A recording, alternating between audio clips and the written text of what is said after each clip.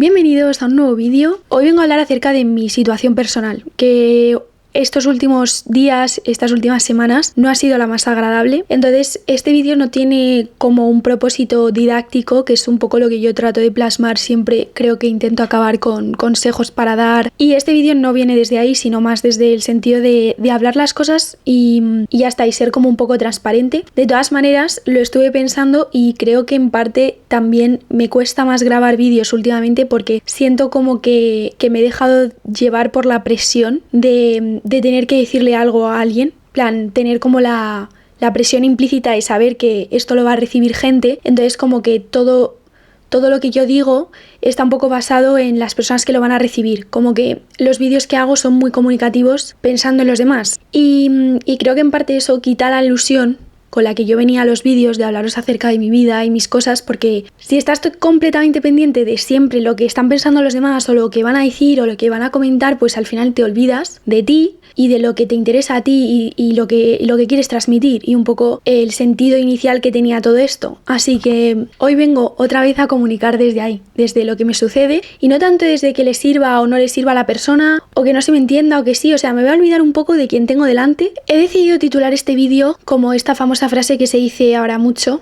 tu peor enemigo eres tú mismo.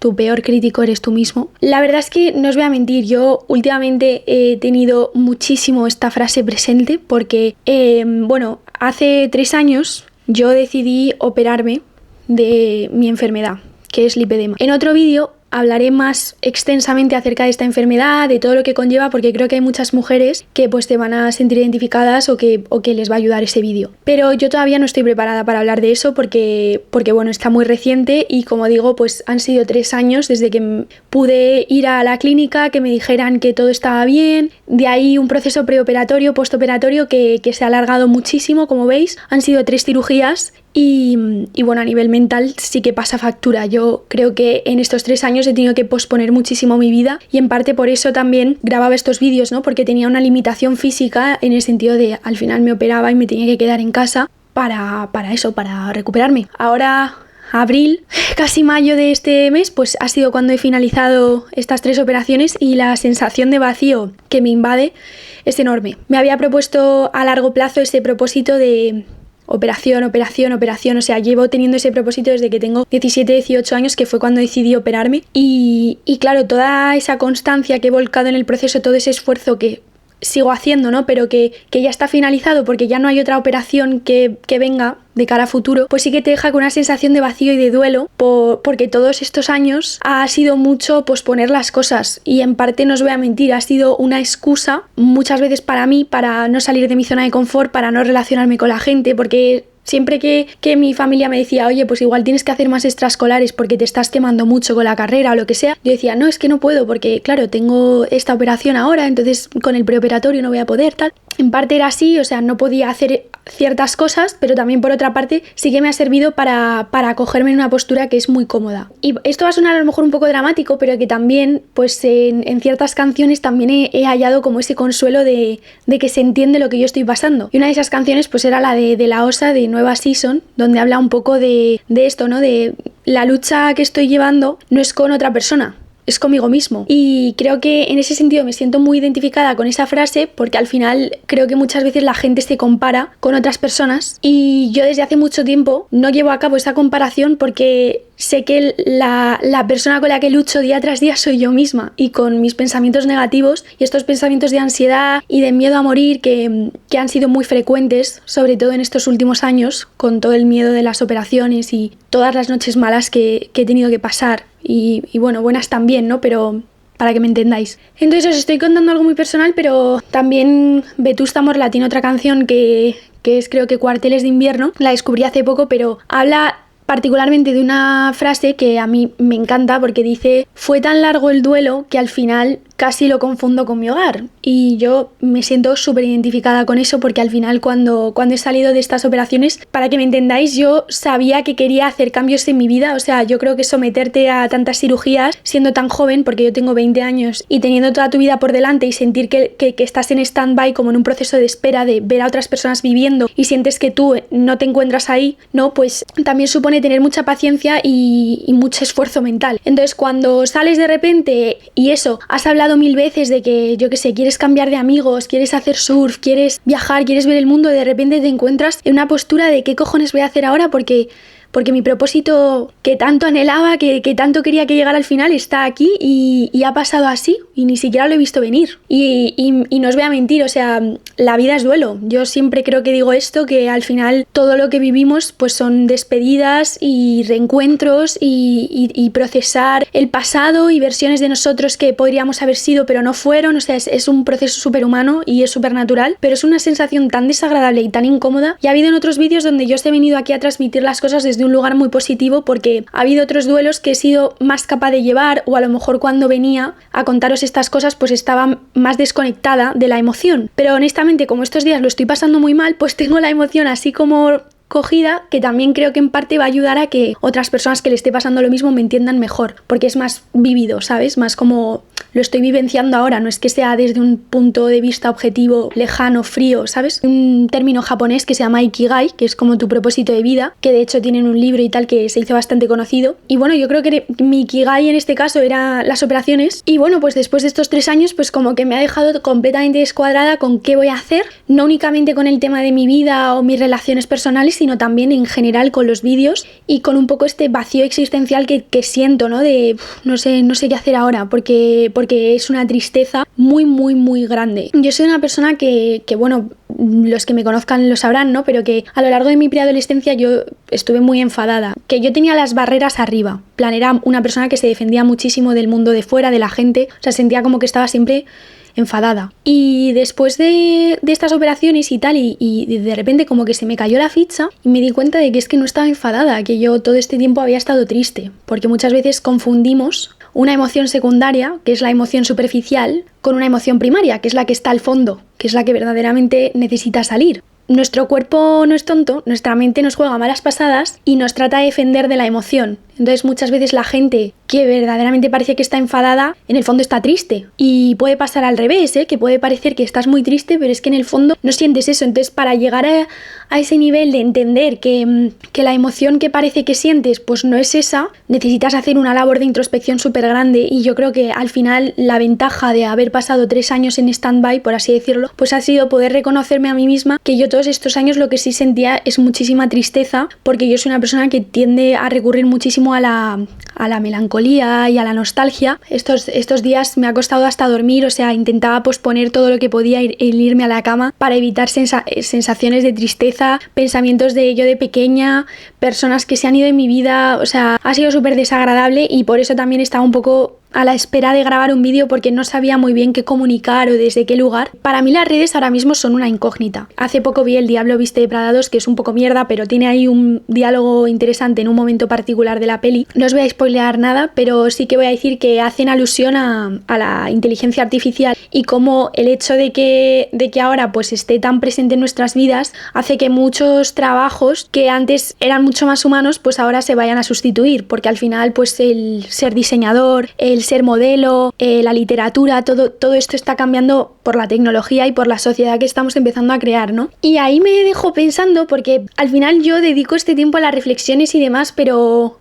un poco paradójicamente me he dejado de llevar demasiado por la opinión de los demás, por pensar que le va a molar más a la persona, por pensar en contenido que a lo mejor puede interesar más, que pensar en verdaderamente hablar a la cámara sin tapujos, que es lo que estoy haciendo ahora. Creo que tengo que empezar a preocuparme mucho menos de todas las cosas de las que me preocupo día tras día. O sea, creo que el hecho de que tú quieras grabar o no depende para nada de la otra persona, del que lo recibe, sino más bien de que tú quieras comunicar. Y yo vengo a contaros esto y a abrirme acerca de mi inseguridad porque creo que el proceso de crear contenido no es algo sencillo. Y no me refiero desde el punto de vista influencer, de crear nuevas tendencias y tal, porque yo tampoco quiero eso, no quiero promociones de marcas ni nada, ese no es mi propósito, sino lo digo desde el punto de vista de que al final muchas veces te dejas llevar por lo que está haciendo todo el mundo. Al final ves TikTok y dices, pues ¿por qué no soy yo la que sube estos vídeos bailando? A lo mejor me hubiese complicado mucho menos la vida. O ¿por qué no me dedico a ganar promociones y a vivir de esto? Pero la realidad es que yo empecé con este propósito de querer comunicar y la verdad es que al principio me daba igual quién estuviese delante.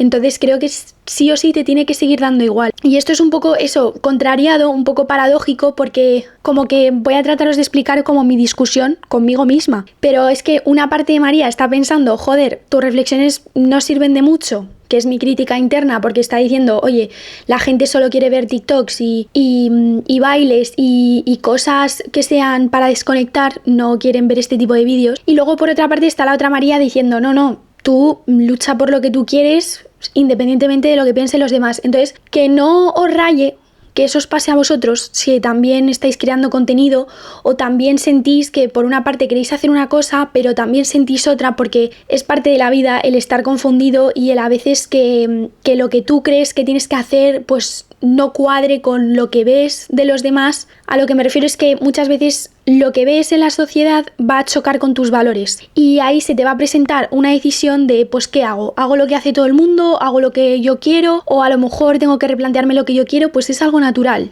Y eso está bien. Y en parte os lo digo a vosotros, pero también me lo digo a mí, una vez más, porque yo estos días he estado muy contrariada. ¿Qué hago? ¿Subo o no subo contenido? ¿De qué lo subo? Tal. Pero es que me doy cuenta de que es que luego va a dar igual. Porque una vez más, la mentalidad que también me llevó a grabar vídeos es que somos un punto en una bola flotante y creo que no es tan relevante. En plan, yo creo que en el fondo a la gente no le importa tanto lo que haces. O sea, a la gente le importa mucho menos de lo que crees. Y ese pensamiento es como muy tranquilizador a veces porque dices, joder, si es que les va a dar igual. La gente no se percata tanto de las cosas que hacen los demás porque están demasiado ensimismados consigo mismos como para focalizarse en ti. Entonces, pues ya está, yo con esto me quedo. Voy a deciros mi opinión acerca de esta frase con la que he comenzado el vídeo. Tu peor enemigo eres tú mismo. Yo os he dicho que al principio me siento identificada con esa frase y eso es así. Yo creo que el peor crítico que vas a encontrarte eres tú. No va a ser una persona externa a ti. Verdaderamente, cuando tú te estás comparando con otra persona, el que está haciendo el juicio, el que está teniendo esos pensamientos y pensando tan mal acerca del otro o acerca de ti mismo, ese es tu juicio interno, ¿sabes? Ese es tu crítico, ese es tu enemigo, por así decirlo, una parte de ti. Todo lo que al final yo veo en el otro es algo que elaboro yo. O sea, como que la mayoría de problemas de comunicación que tenemos se basan en eso, en hacer juicios acerca del otro que hablan más de nosotros que del otro y luego en hacer juicios nuestros propios. Como seres humanos que somos, pues nos llevamos todo a lo personal. Si vemos a alguien poniendo caras, pensamos que tiene que ver con nosotros.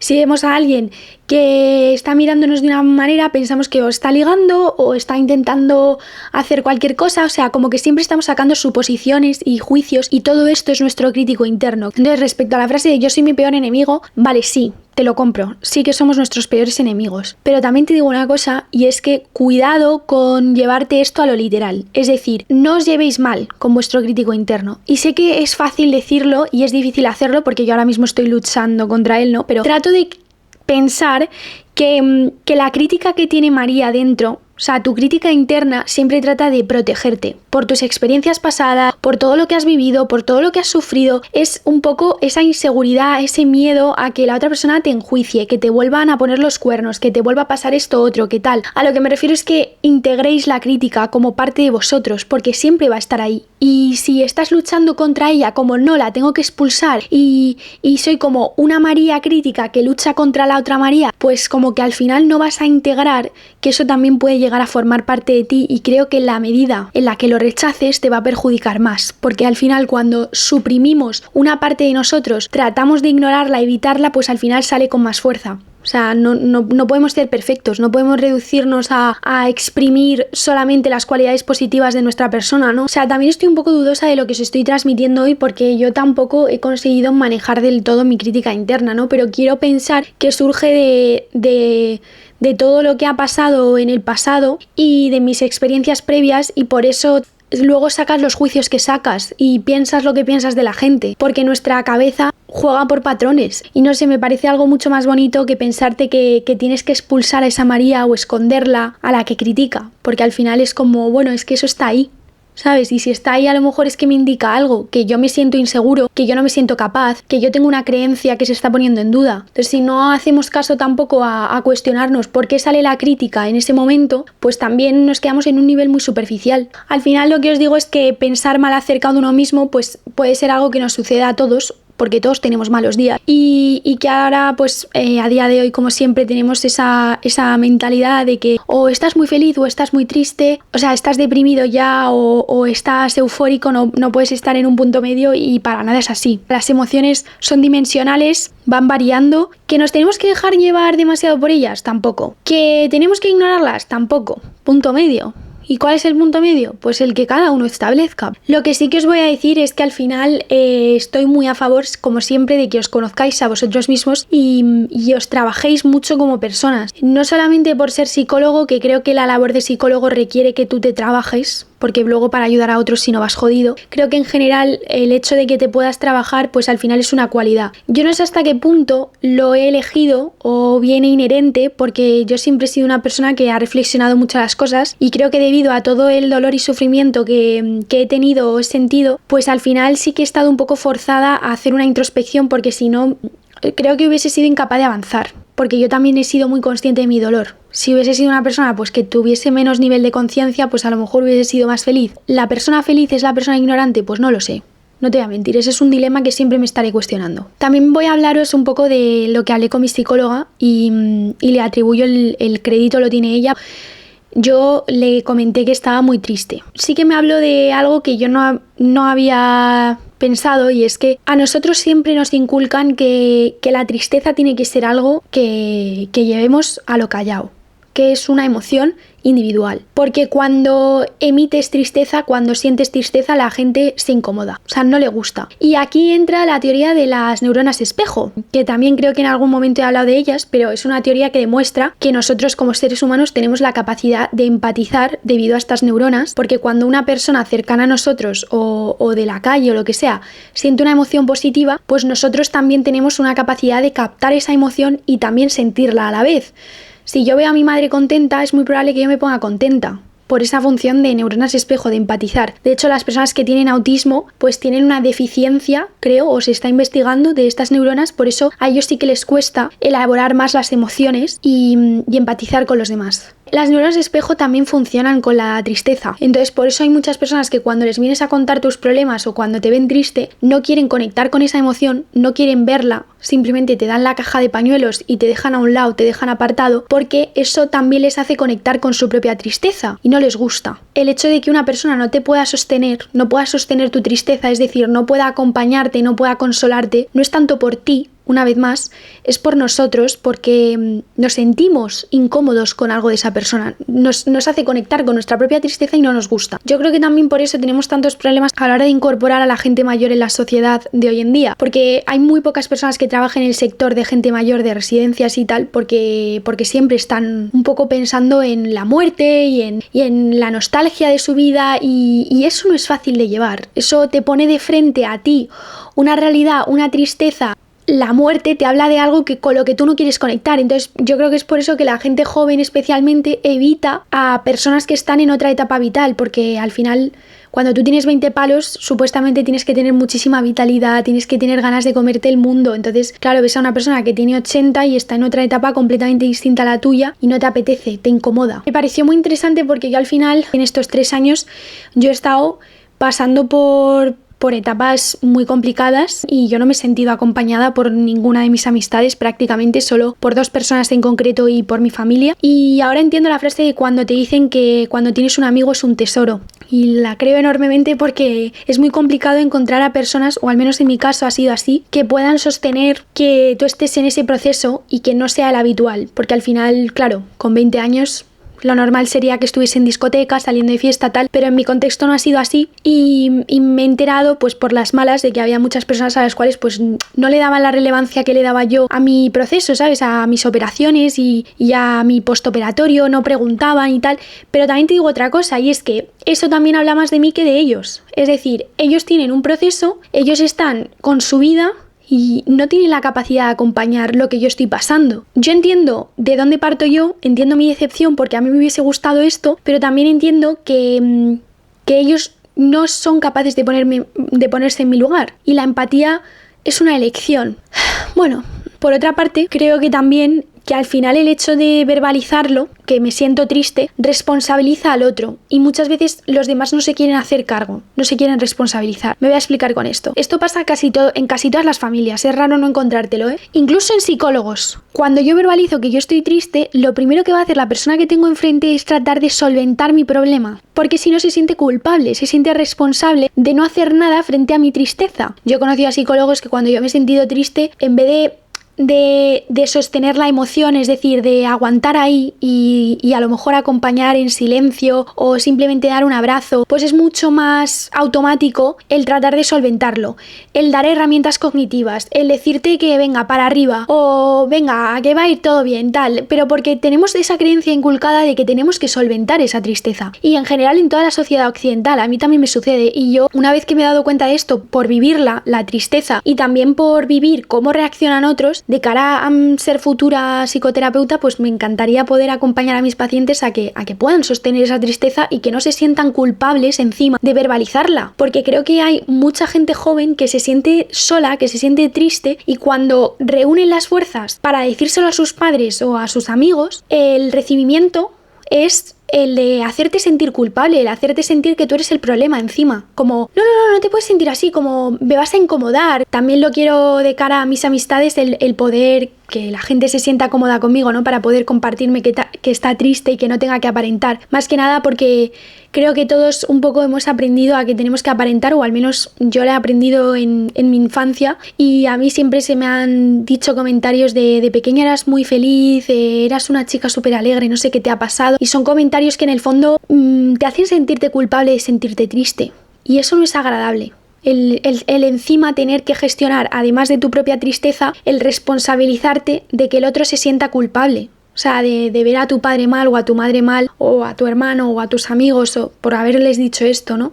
Hay una cosa que me ha comentado mi psicóloga y bueno, yo es porque no he estado con gente en consulta, ¿no? Pero que al final ella dice que, por ejemplo, tiene pacientes que les cuesta llorar. O sea, que están tan bloqueados que les cuesta llorar. Y esto me lo dijo porque yo la dije, yo es que creo que hay algo que no está bien conmigo, porque pasa la mínima cosa y me pongo a llorar. Y me dice, pero María, eso significa que estás sana. O sea, el hecho de que tú puedas explícitamente mostrar una emoción y sacarla hacia afuera es significado de que tú estás sano. El cuerpo es sabio en ese sentido. Y la sociedad que tenemos hoy en día trata de suprimirlo todo y hacernos súper racionales, súper lógicos, súper eficientes, súper autómatas, muy parecidos a un robot. Pero la realidad es que no puedas llorar, que no puedas sentir una emoción, luego hace que se produzca una enfermedad o que se produzca un problema a largo plazo. La gente que normalmente tiene problemas a nivel de físico o salud mental es porque llevan mucho tiempo suprimiendo una emoción. Ahí está el punto de la psicosomatización, que yo también he hablado de esto por TikTok, y es un tema que me parece muy interesante, pero creo que al final la emoción sí que es importante en el cuerpo y es importante cuidarnos. Hay que sentir las emociones cuando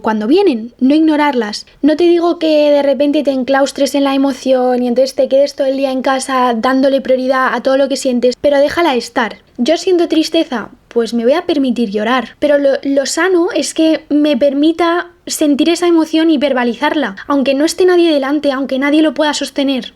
Lo sostengo yo, ¿sabes? Pero lo digo porque de cara a la gente joven o de cara a gente adulta, al final todo sirve para llevar a cabo un proceso de maduración. De cara a futuro, tú eres el que se tiene que sostener. O sea, al final siempre podemos contar con apoyo de nuestros familiares y amigos, pero es importante que nos conozcamos y nos demos nuestras prioridades y nuestras necesidades y que se vean cubiertas. Yo durante mucho tiempo no buscaba fuera en otras personas que supliesen esas carencias, esas necesidades, que ellos sostuvieran mi emoción. Pero luego me di cuenta de que no, que tiene que ver completamente conmigo, y de hecho al hilo un poco de estas operaciones me di cuenta de eso, porque yo esperaba como que esas personas iban a mostrar atención, cariño, ternura. No lo mostraron, o al menos yo no me sentí cubierta en ese sentido, entonces lo hice yo, me lo di yo y me lo dieron otras personas. Yo creo que siempre lo que le pides al otro también te lo tienes que saber dar tú, porque si siempre estás contando en el otro para que te dé todo, pues luego te vas a encontrar sintiéndote mal. Y ahora, por ejemplo, con esta tristeza, no os voy a mentir, no me siento muy acompañada porque, una vez más, es lo que digo, estoy como cerrando muchas relaciones porque estamos yendo por caminos muy distintos, están cambiando las dinámicas de mi familia, entonces es todo cambio y yo no sé muy bien a lo que aferrarme, y creo que esa tristeza viene de ahí, de que sabes que todo ha cambiado, que todo cambia, que de repente te has dado cuenta de que han pasado 3 años, y una vez que me he dado cuenta de eso, pues claro, he tenido que sostener mi propia tristeza y es algo incómodo que flipas, es algo que intentas evitar, que intentas distraerte con música, con series, con tal, pero luego pues si estoy triste y entiendo que voy a estar bien,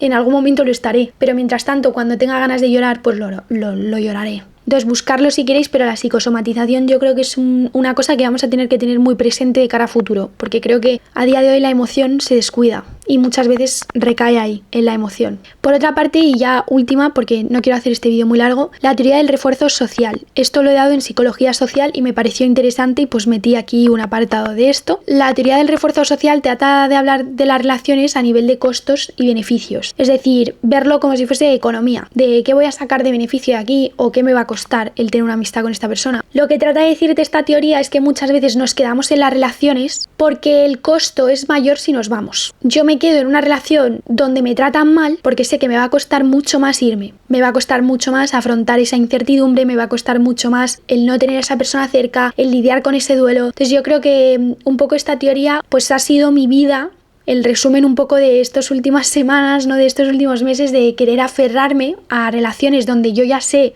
en el fondo que no debería de estar porque ya no me nutren, pero que me he quedado ahí porque sé que me va a costar mucho más irme, porque al final dejar ir es un ejercicio tan difícil y como que todo el mundo ahora lo romantiza, pero yo os prometo que he aprendido a dejar ir hace muy poco tiempo y ha sido un poco con mi familia, porque entendí que son las personas a las cuales más quiero, más respeto, más admiro del mundo. Les amo con todo mi corazón y por ese mismo motivo les dejo ir.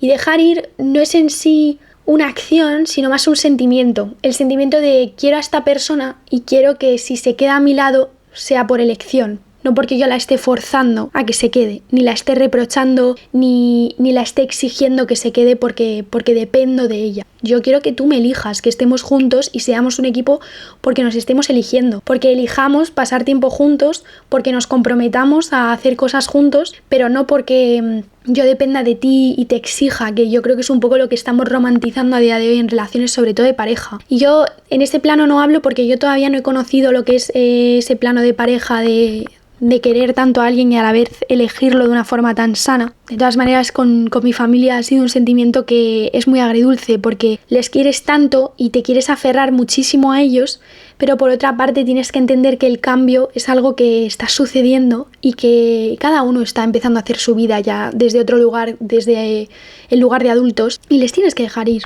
Elegirles desde el lugar del amor, de confío en que volverán y lloro muchísimo cuando se van, pero les quiero igual y se merecen lo mejor. Y por eso, si se tienen que ir a Asia a vivir o a China a buscarlo, voy a ser la primera que les va a apoyar. Yo creo que para mí es un poco como posponer el capricho que muchas veces tenemos de quiero al otro pegado a mí a muerte, porque claro, le quieres tanto que quieres que esté todo el día a tu lado, pero entiendes que no, que el querer de verdad es el permitir que la otra persona sea libre de hacer su vida y hacer sus cosas y elegiros. No sé si se me está entendiendo, pero creo que sí. Y este vídeo, como he dicho, no va a tener un final feliz, o sea, va a ser un vídeo que en el fondo está lleno de incertidumbre y de dudas, porque así es la vida y así somos las personas, de a lo mejor no tiene como esa frase final que te da esa satisfacción de vale, bueno, pues ahora me deja un sentimiento agradable para que yo no me vaya removido. No, o sea, no, la realidad es que, bueno, pues así es la vida. Y ya está, y está bien, y a veces va a ser así. Y ya está, la incertidumbre es algo que tenemos que aprender a navegar. Pero también te digo que cuando te haces a la incertidumbre y como que la acoges, pues se te hace un poco más ameno. Como esa sensación de, bueno, pues ha ardido todo porque yo ya no tengo apenas ninguna de las relaciones que he tenido en el pasado se mantiene a día de hoy. Pero también entiendo que eso es lo que hay ahora. Muchísimas gracias para los que hayáis visto el vídeo. Nos vemos en el próximo vídeo. Adiós.